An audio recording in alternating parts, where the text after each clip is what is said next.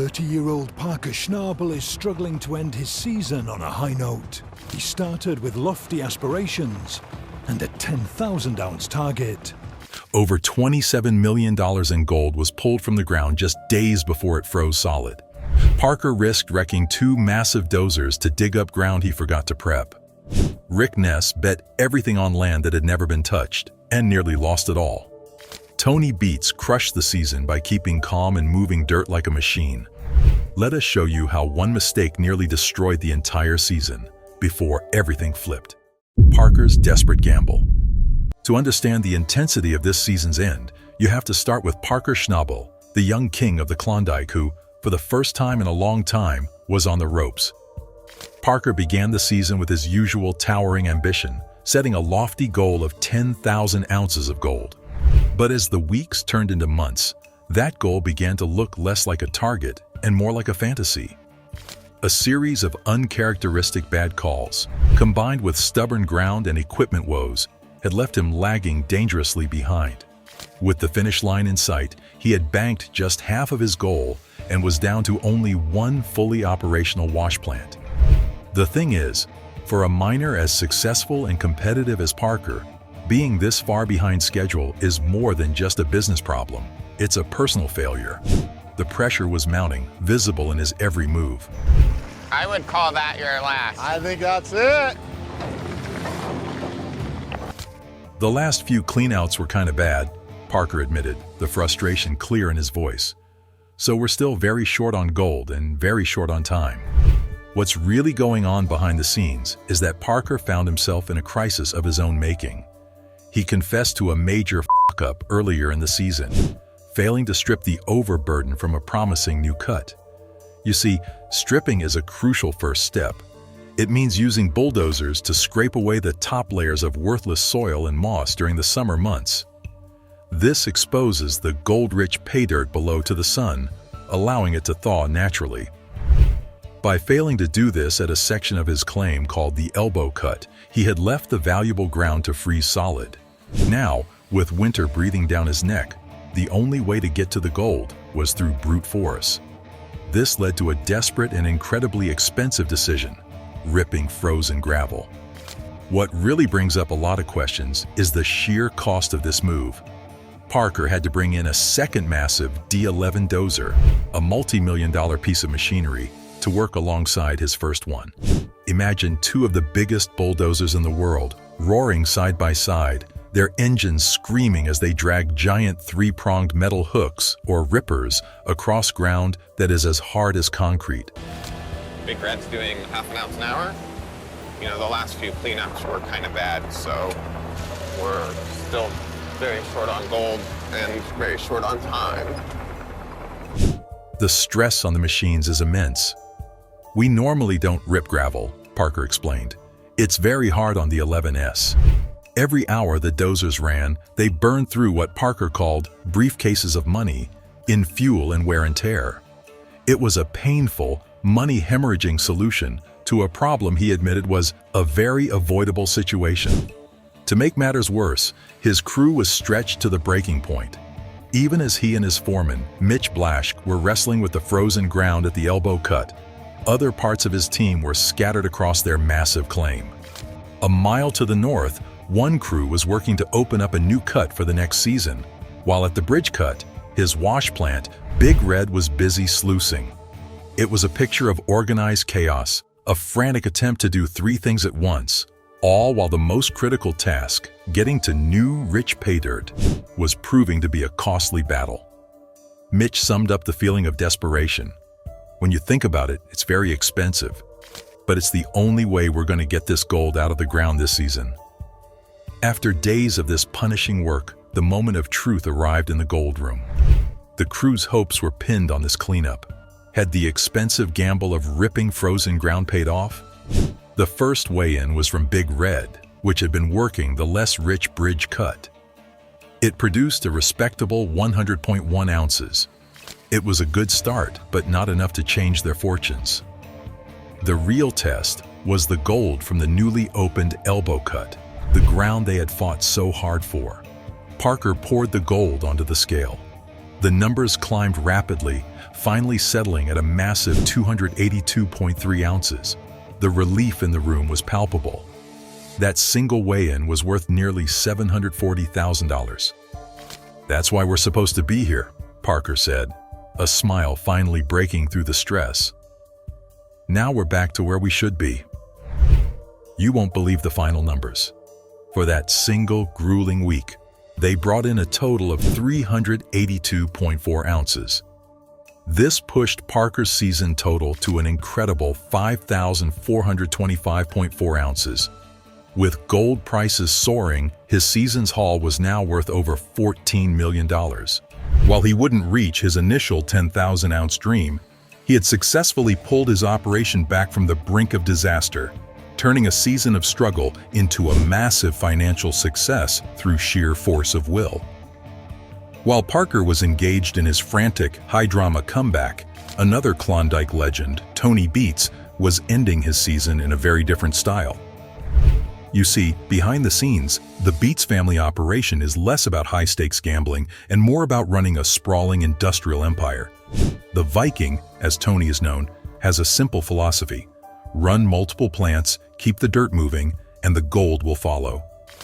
His race against winter was a matter of managing his vast collection of machinery and his family crew to maximize every last minute of the season.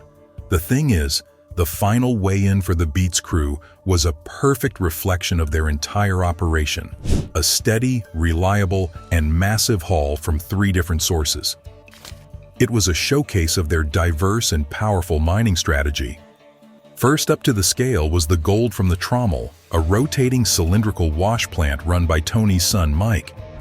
Perched on a hill, this plant had been steadily working through its ground all season.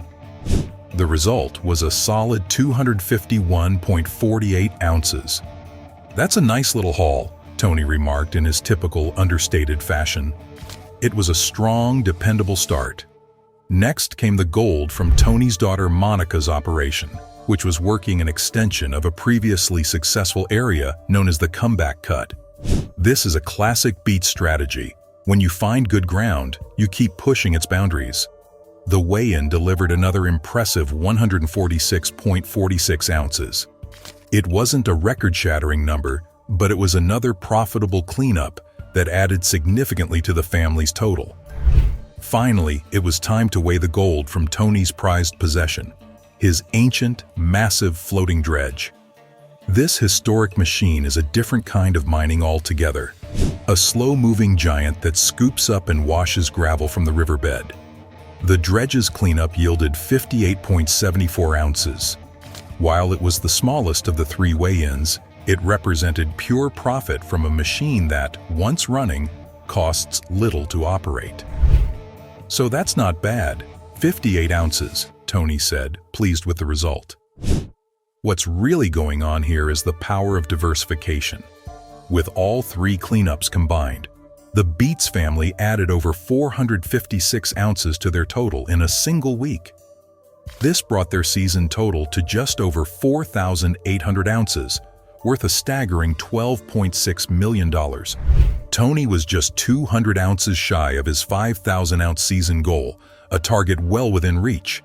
But beneath that calm, controlled power, cracks were starting to show.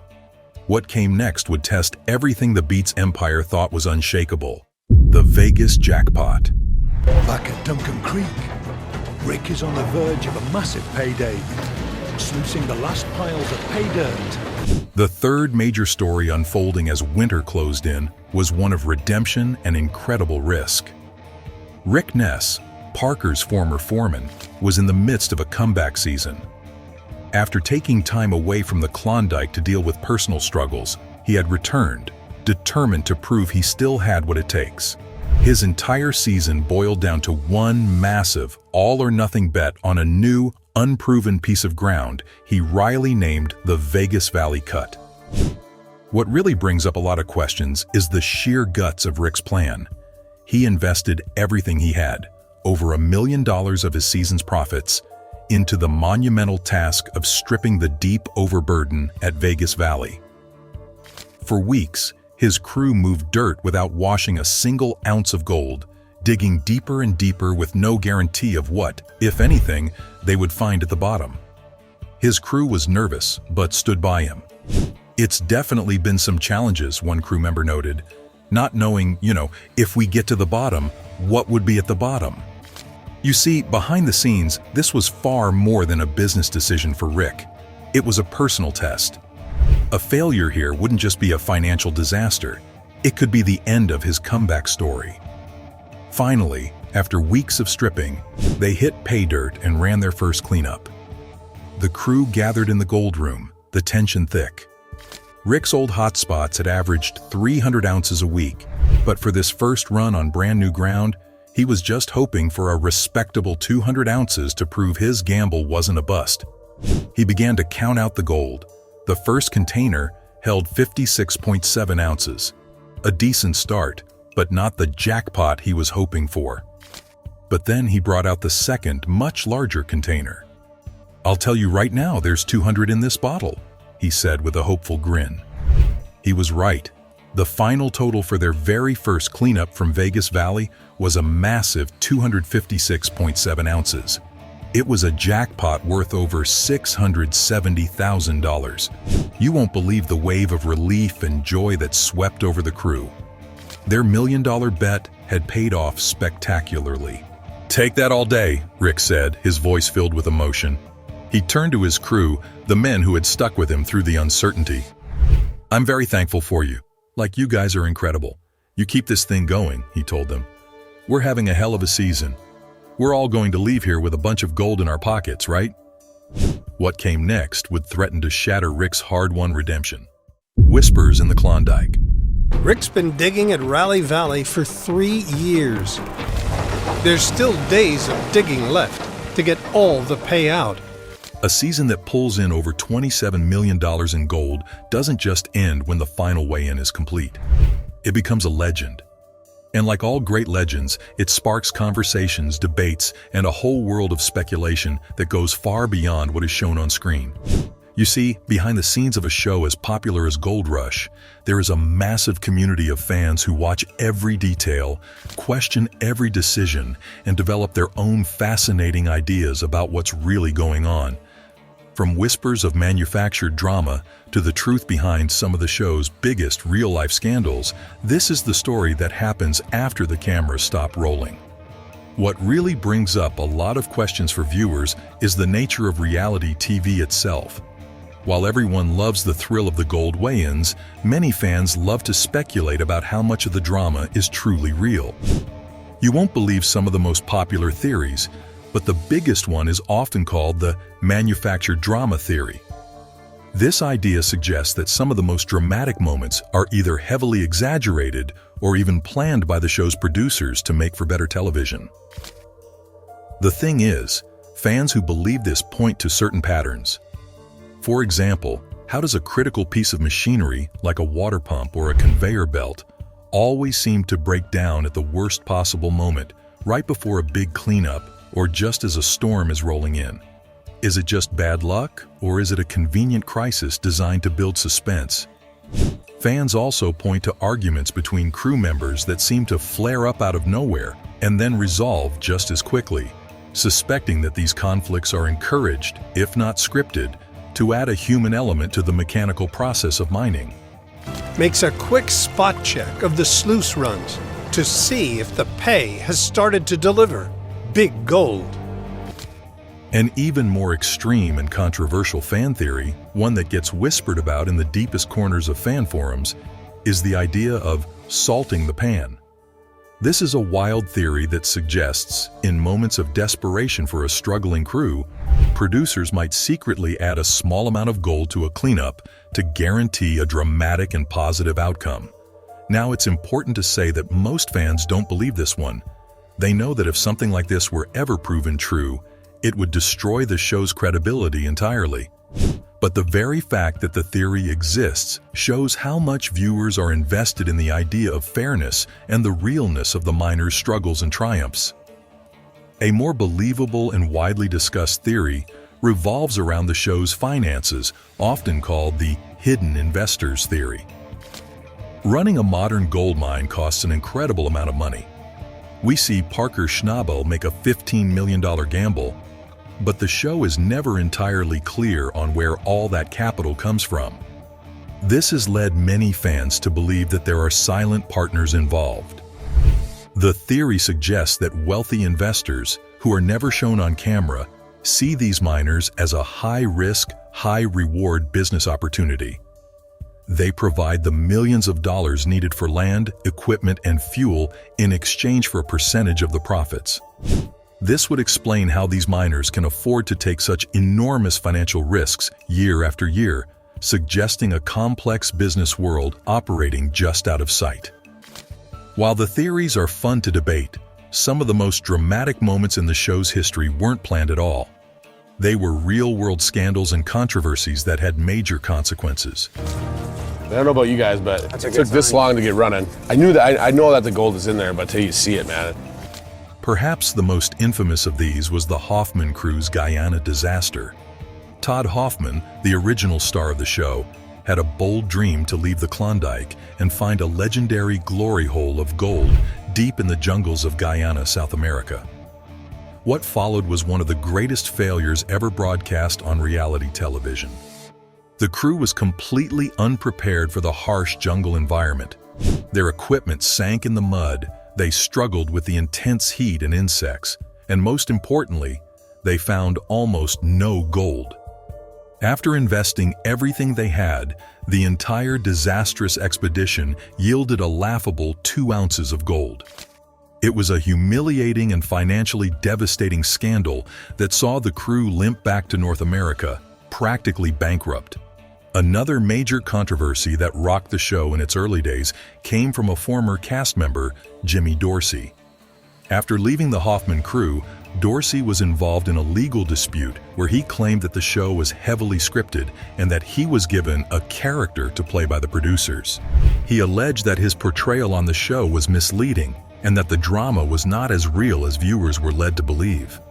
The thing is, this was one of the first times a cast member had publicly pulled back the curtain, and it made many fans question the authenticity of what they were watching every week.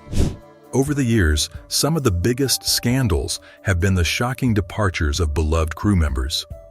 These moments often feel more personal and dramatic than any equipment failure.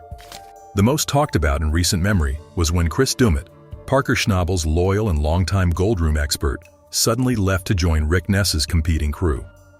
To fans, it felt like a deep betrayal, and it sparked a massive debate about loyalty, burnout, and what bosses owe their employees. To you guys, is that enough gold?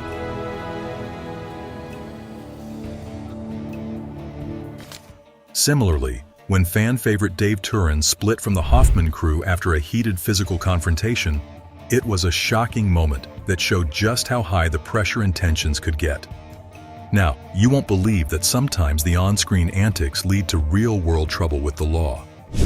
Tony Beets, the tough-as-nails Viking, found himself in hot water with the Canadian government after a stunt filmed for the show. In an episode, to give one of his old dredges a Viking baptism, a crew member poured gasoline onto the dredge pond and set it on fire. While it made for a spectacular visual, the environmental authorities did not find it amusing. The incident, captured on camera and broadcast worldwide, led to a real investigation. Tony and his company were charged and eventually had to pay over $30,000 in fines for violating the Yukon's environmental laws. It was a powerful reminder that while they may be reality TV stars, the miners are still bound by real-world rules, and sometimes a stunt for the show can become a very real and very expensive scandal. Over $27 million in gold was pulled from the Yukon before winter shut it all down. Parker fought back, Tony dominated, and Rick redeemed himself. But was it all worth it? Smash that like, subscribe, and tell us, did one of them go too far to strike it rich?